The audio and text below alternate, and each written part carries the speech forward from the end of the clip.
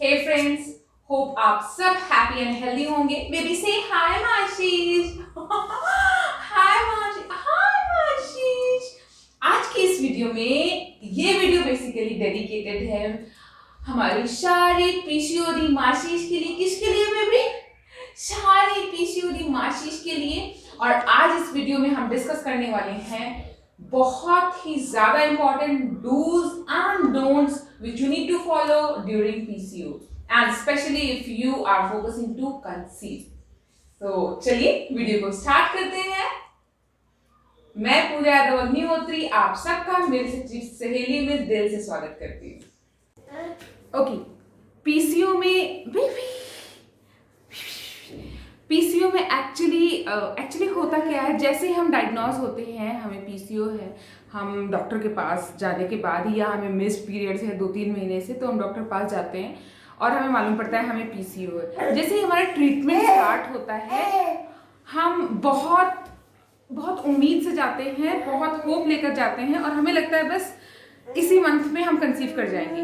या डॉक्टर अगर हमें कॉन्ट्रासेप्टिव्स पे रखते हैं 3 मंथ्स के लिए, तो हमें लगता है जैसे ही 3 मंथ्स कंप्लीट होंगे हम 4th मंथ में कंसीव कर जाएंगे। बट एक्चुअली ऐसा नहीं होता है most of the times. But इसका मतलब ये नहीं कि आप नेगेटिव हो जाए, पॉजिटिव ना रहें। पॉजिटिव रहना बहुत ज़रूरी है। अपने आप को स्ट्रेस फ्री, जितना स्ट्रेस फ्री रख सकते हैं आप उतना स्ट्रेस फ्री रखिए। अगर मैं अपनी बात बताऊं, नॉट इवन मी, बहुत सारे ऐसे लोग हैं, ऐसे पीसीओ फ्रेंड्स हैं, विमेंस हैं जिन्होंने पीसीओडी में कंसीव किया है। तो इम्पॉसिबल तो बिल्कुल भी नहीं है, बस आपको थोड़ा सा डेडिकेटेडली अपने रूटीन को चेंज करना होगा, अपनी लाइफस्टाइल को चेंज करना होगा, अपनी डाइट को चेंज करना होगा। तो आज की इस वीडियो में हम डूज एंड डोंट्स डिस्कस कर रहे हैं, जो कि स्पेशली हमारी डाइट से जुड़ा हुआ है। बिकॉज हमारी बॉडी पीसीओ में इंसुलिन लेवल डिस्टर्ब हो जाता है। इंसुलिन हमारी बॉडी में पैंक्रियाज रिलीज करते हैं, जो कि जो भी खाना हम खा रहे हैं उसमें उसको बर्न करके एनर्जी में कन्वर्ट करता है। चलो अच्छा, बेबी को मैं दे करके आती हूँ। बेबी से बाय माशीष। बाय माशीष। बुशी बुशी माशीष। बुशी बुशी। Okay, wait a second. Yes, तो मैं कह रही थी कि हमारी बॉडी जो होती है वो इंसुलिन या तो बहुत ज़्यादा अमाउंट में प्रोड्यूस करने लग जाती है, इंसुलिन रेजिस्टेंट हो जाती है, और या फिर इंसुलिन बहुत कम अमाउंट में प्रोड्यूस होता है। पूरी बॉडी के लिए इनफ इंसुलिन नहीं होता है। इंसुलिन रेजिस्टेंट होने के केस में बॉडी ब्लड के थ्रू हमारे इंसुलिन को बॉडी से स्पेल आउट करने की कोशिश करती है, बाहर निकालने की कोशिश करती है, और जिसमें हमारी ओवरीज अफेक्ट होती हैं। ओवरीज की प्रॉपर फंक्शनिंग नहीं हो पाती है, ओवरीज गड़बड़ाने लग जाती हैं। तो सबसे ज़्यादा इसका मतलब जो कुछ भी हम खा रहे हैं, हमारी डाइट डायरेक्टली हमारे रिलेटेड है हमारे पीसीओ से या हमारी ओवरीज से, इंसुलिन से। इसलिए कहा जाता है कि इफ़ यू हैव पीसीओ और अनहेल्दी आप हैं, अनहेल्दी वेट गेन आपका हो रहा है, तो आपको थोड़ा सा लाइफस्टाइल चेंज और डाइट चेंज करना बहुत ज़रूरी है। तो चलिए डूज देखते हैं, कुछ ऐसे डूज जो करके हम एफर्टलेसली अपने टारगेट को अचीव कर सकते हैं। एफर्टलेसली तो नहीं कहेंगे, क्योंकि आपका एक एक दिन बहुत कीमती है और आपका एक एक दिन कैसे आप गुजार रहे हैं मैं समझ सकती हूँ। अपने बेबी के बिना, अपनी बेबी की उम्मीद में, मेरी तरफ से आप सब को मेरी ढेर सारी विशेस हैं जिससे कि आप सब जल्दी से कंसीव कर जाएं। 2021 में गुड न्यूज़ बड़ी सारी मिले मुझे। Good news is it plural of good news? Okay, it's okay. So चलिए आगे देखते हैं। तो सबसे पहले बात करते हैं डूज की। तो डूज में कुछ ज़्यादा नहीं, कुछ बहुत इंपॉर्टेंट आपको करना है। बिल्कुल अपनी नज़र रखिए उन चीज़ों पे। सबसे पहला तो आपको हेल्दी वेट मेंटेन करना है, हेल्दी डाइट मेंटेन करना है, उसी को फॉलो करना है। हेल्दी डाइट के लिए मैं आपको 5 फूड रिकमेंड करूंगी जो कि आपको ज़रूर लेने हैं। Vegetables, legumes, whole wheat grain bread, रोटी, whole wheat grain, whole grain मतलब सारी चीज़ें जो ग्रेन्स होते हैं ना उसमें सारा मिक्स करके जो आटा हम पिसवाते हैं वो, योगर्ट और सीरियल्स, ये सारी चीज़ें आपको इंक्लूड करनी है अपनी डाइट में। जितना भी फ्रेश फूड आप ले सकते हैं वो लेना है। नेक्स्ट हमारा आता है जितना भी डिस्क्रिशनरी प्रोडक्ट होता है, जितना भी पैक्ड फूड होते हैं, जैसे बिस्किट्स हो गए, स्नैक्स हो गए, चिप्स वगैरह हो गए, ये सारा केक, पेस्ट्री, मफिन्स, ये सब कुछ आपको बंद करना है। थर्ड हमारा आता है आपको रेगुलर मील लेनी है और भर के पेट बिल्कुल नहीं खाना है। अगर आपकी इच्छा है 3 रोटी खाने की, बड़ा अच्छा खाना बना हुआ है, आपका फेवरेट बना हुआ है, 3 चपाती लेना चाहते हैं तो आप 2 लीजिए, 2 लेना चाहते हैं तो आप 1.5 लीजिए, थोड़ा थोड़ा कट करिए। और मैं ये नहीं कह रही हूँ कि भूखे मर जाइए आप उस टाइम पे थोड़ा कम खाइए, 1-1.5 घंटे बाद आप थोड़ा सा खा लीजिए। आपको 3 खाना है आप 3 खाइए, लेकिन अभी आप 2 खाइए, फिर तीसरा आप तीसरी चपाती अपनी थोड़े समय बाद खा लीजिए। एक्सक्यूज मी, अनहेल्दी स्नैक बिल्कुल भी नहीं लेना है। एक टिप और मैं दूंगी आपको, जो मैं भी करती थी, आप अपनी प्लेट का साइज थोड़ा छोटा कर दीजिए। एक्चुअली हमारी आदत होती है ना भरी हुई प्लेट खाने की, तो आप प्लेट का साइज थोड़ा छोटा कर दीजिए, भरेगी भी तो भी आपके पेट के लिए बिल्कुल सही रहेगा। मतलब छोटा size of plate good for पेट, ये याद रखिए मंत्र आज का। ये है आपके शुगरी ड्रिंक्स, एल्कोहल्स और जितने भी कार्बोनेटेड ड्रिंक्स हैं, और इधर है वाटर, इनको स्वैप कर दीजिए। दैट मीन्स ये वाटर बॉटल आपको लेनी है, ये सारा डस्टबिन में डाल दीजिए, आपको नहीं लेना है। और जितना ज्यादा अमाउंट ऑफ वाटर आप ले सकते हैं आप लीजिए लीजिए लीजिए। एक अपनी वाटर बॉटल बना लीजिए, कम से कम 4-5 बॉटल्स आपकी फिनिश होनी चाहिए अ डे। प्लेट तो आपने छोटी कर ली, अब प्लेट छोटी करने के साथ आप आधा पोर्शन तो प्लेट का पूरा वेजिटेबल्स और सैलेड से भर दीजिए, दाल, वेजिटेबल और सैलेड। और बचे हुए पोर्शन में आपको अगर चपाती रखने की जगह मिले तो आप रख लीजिए, आपको राइस रखने की जगह मिले 1 चम्मच 2 चम्मच तो आप रख लीजिए। आधा पोर्शन आपका वेजिटेबल्स और सैलेड्स का होना चाहिए। यू कांट इवन इमेजिन, मैंने कंसीव किया था नवंबर, लास्ट 30 नवंबर मेरी LMP है एक्चुअली, मतलब बेबी जेस्टेशनल ग्रोथ के हिसाब से थी, मुझे तो पता ही नहीं था कि मैंने कंसीव कर लिया है। मैंने लगभग 3-4 महीने रात में कोई चपाती नहीं, लौकी की सब्जी और तोरी की सब्जी, कद्दू, ये सारा लौकी तोरी ही खाया। लौकी मैंने इतना ज़्यादा फ्रीक्वेंटली, मतलब ऑलमोस्ट 2-3 महीने तो मैंने डिनर में सिर्फ, मतलब चपाती कुछ नहीं, सैलेड और दिस लौकी लौकी लौकी। एक टाइम तो ऐसा आया था कि खीरा लौकी देख करके अंदर से ही फीलिंग ही नहीं आती थी बनाने की कुछ भी उसका। इसके बाद एक बहुत इंपॉर्टेंट टिप है डूज में ही। अभी आप बैठ के मेरा वीडियो देख रहे हो, अब आप खड़े हो जाओ, आप टहल टहल कर वीडियो देखिए। आप, आजकल की लाइफस्टाइल ही ऐसी है, हम कंप्यूटर्स पे होते हैं, हम अपने मोबाइल्स पर होते हैं, कभी फेसबुक चला रहे, कभी इंस्टा चला रहे, कभी यूट्यूब चला रहे, कभी कुछ कभी कुछ कभी कुछ। तो आप चलाइए, नहीं मना है, बट आगे पीछे दैट मीन्स थोड़ा सा एक्टिव हो जाइए। एक्टिविटी बहुत इंपॉर्टेंट है। अभी आप खड़े हुए कि नहीं, चलिए टहलना शुरू करिए। एंड लास्टली मैं कहना चाहूँगी कि आप थोड़ी सी एक्टिविटी इंक्लूड करिए अपनी डेली लाइफ में, डेली रूटीन में। आप अपना एक वेट मैनेजमेंट गोल बनाइए, उसको छोटे छोटे पार्ट्स में ब्रेक कर लीजिए। आप एक रियलिस्टिक गोल बनाइए, एक इमेजिनरी गोल नहीं कि भाई इस मंथ में मुझे 10 किलो कम करना है, एक हफ्ते में मुझे 8 किलो कम करना है, इस तरह का मत बनाइए। बट आप ये बना करके चलिए कि एक वीक में मुझे कम से कम 1 किलो वजन तो कम करना ही है, 1 से 2 किलो वजन कम करना है। रियलिस्टिक गोल बनाइए, आप अचीव करेंगे तो आपका कॉन्फिडेंस बढ़ेगा।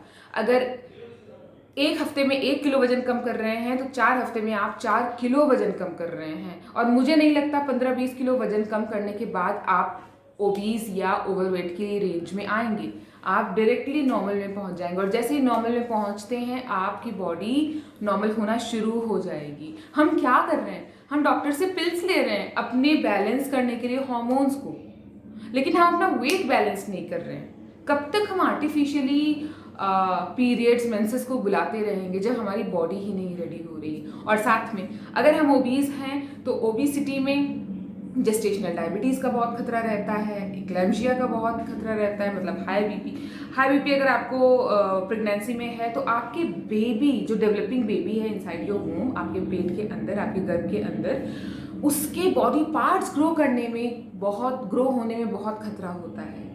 मुझे पीसीओ था, लेकिन मैंने नॉर्मली कंसीव किया, लाइक डॉक्टर के ऑब्जर्वेशन के अंडर जाकर के मैंने नहीं कंसीव किया था, नॉर्मली कंसीव किया था। देन टू डॉक्टर बहुत ज़्यादा केयरफुल थे, उन्होंने एवरी सिंगल टेस्ट मेरा करवाया था, एवरी सिंगल टेस्ट की बेबी की प्रॉपर ग्रोथ देखने के लिए जितने भी टेस्ट थे, अब तो मैं नाम भी भूल गई हूँ। मैं चाहती हूँ कि कंसीव करने से पहले मैंने जो सारे टेस्ट भी करवाए हैं ना, ये डॉक्टर ने जो मुझे रेकमेंड किए हैं, वो सारे टेस्ट भी मैं आपको बताऊँ, जिससे कि आप रिलेट कर पाएँ कि हर चीज़ आपकी प्रॉपर है या नहीं। कई बार ऐसा होता है पीसीओ है बट कुछ और फैलोपियन ट्यूब ब्लॉक है या कुछ और ऐसा है जिसकी वजह से आप नहीं कंसीव कर पाए हैं और वहाँ तक आप नहीं सोच पाए हैं, तो इन केसेस में आपको मिलना चाहिए डॉक्टर से। और अगर ये सारी प्रॉब्लम नहीं है तो आप बेशक नेचुरोपैथी की हेल्प से कंसीव कर सकते हैं, नेचुरल मेथड से। तो ओवरवेट अगर आप हैं, ना केवल प्रेग्नेंट होने में आपको प्रॉब्लम होगी, प्रेगनेंसी को संभालने में भी प्रॉब्लम होगी। मैं बिल्कुल नहीं चाहती हूँ कि एक बार कंसीव करने के बाद उन 9 मंथ्स में कुछ भी गड़बड़ हो। वो आपकी बहुत बहुत प्रीशियस प्रेगनेंसी है और आपको बहुत संभाल कर चलना है। इसलिए मैं कहती हूँ कि आप करिए, मैनेज करिए अपना बॉडी बैलेंस, मैनेज करिए बॉडी वेट, मैनेज करिए।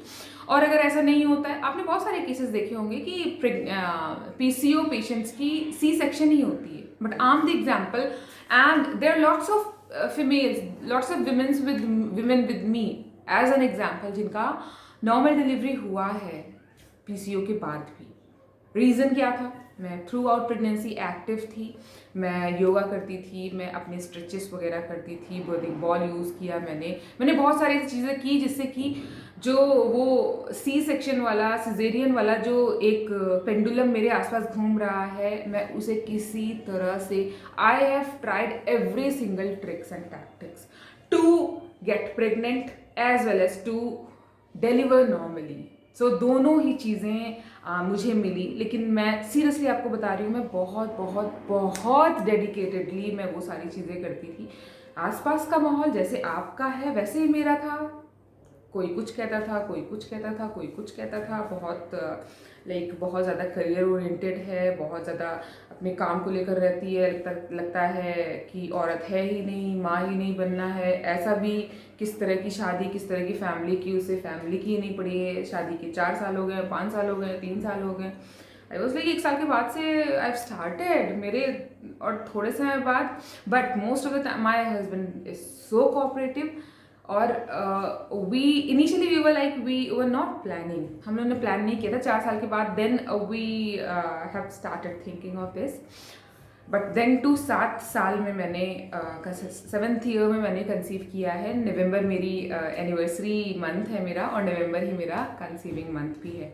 तो लेकिन सोसाइटी हमारी कहीं भी हो वैसी ही है, नारी ही नारी की दुश्मन है सबसे बड़ी इस केस में तो अनडाउटेडली। लेकिन आपको हिम्मत रखनी है, आपको कॉन्फिडेंस रखना है, आपको अपने बेबी को देखने की, अपने बेबी को अपने अंदर महसूस करने की, अपने बेबी को चाहने की, पाने की चाहत बहुत ऊंची रखनी है, बहुत बड़ी रखनी है।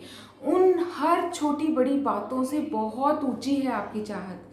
किसी भी तरह के डिस्टर्बेंस से, डिफ्लेक्शन से, किसी भी तरह के स्ट्रेस से वो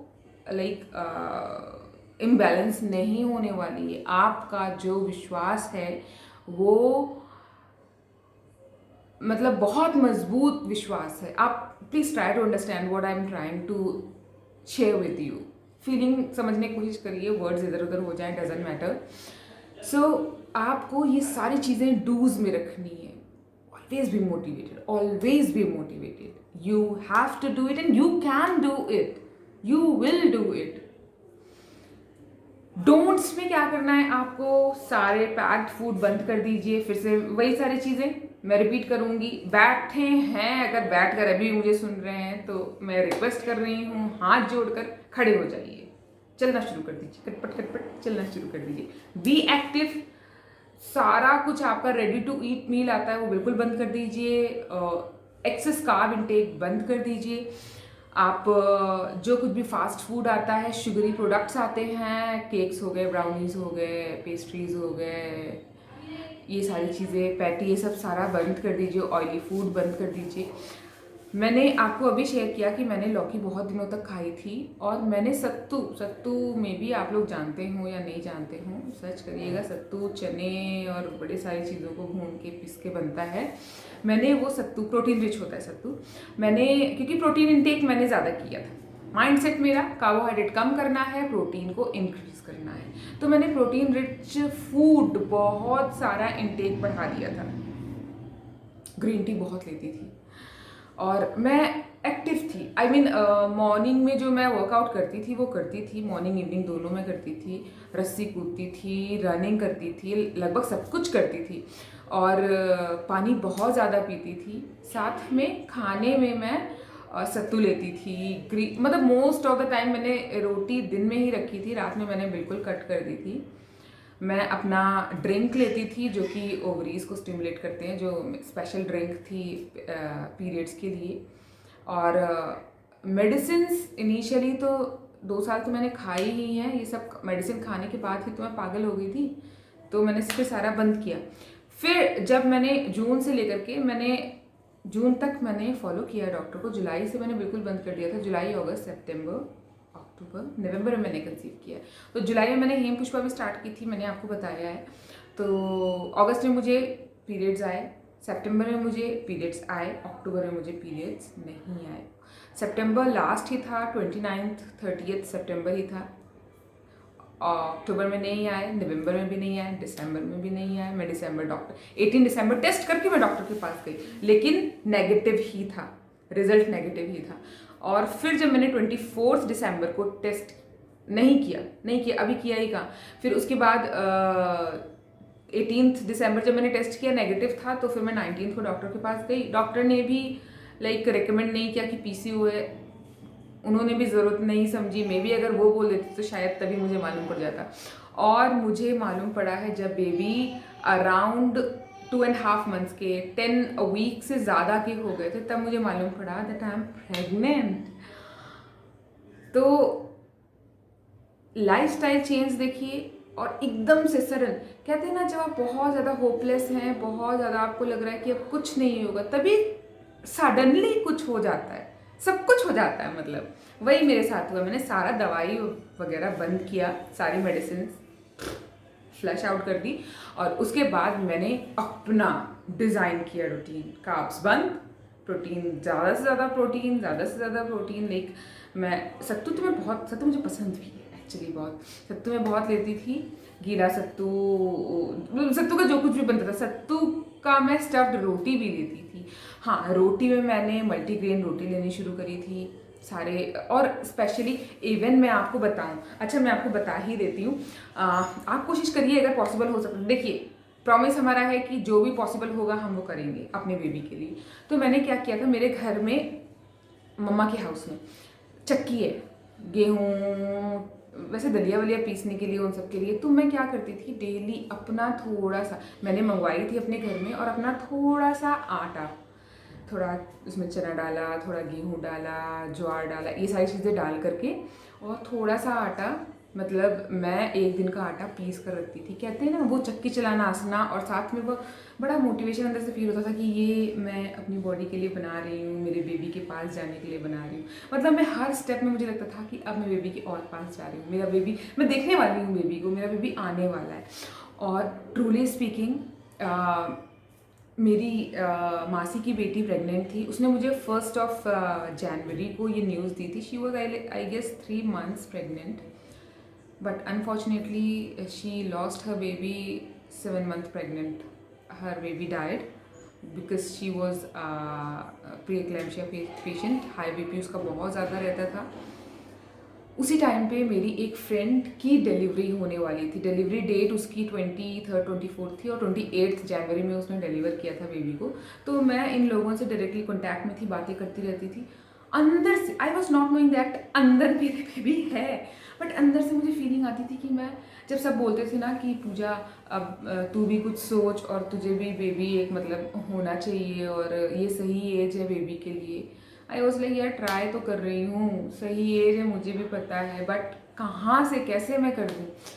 अंदर से लगता था, जब सब बोलते थे ना तो लगता था टेंशन मत लो, मैं भी प्रेग्नेंट हूँ, मैं बोल दूँ मैं भी प्रेग्नेंट हूँ, हाँ मैं प्रेग्नेंट हूँ, बोलने की कोशिश करती थी, लेकिन मैं कैसे बोल दूँ कि मैं प्रेग्नेंट हूँ।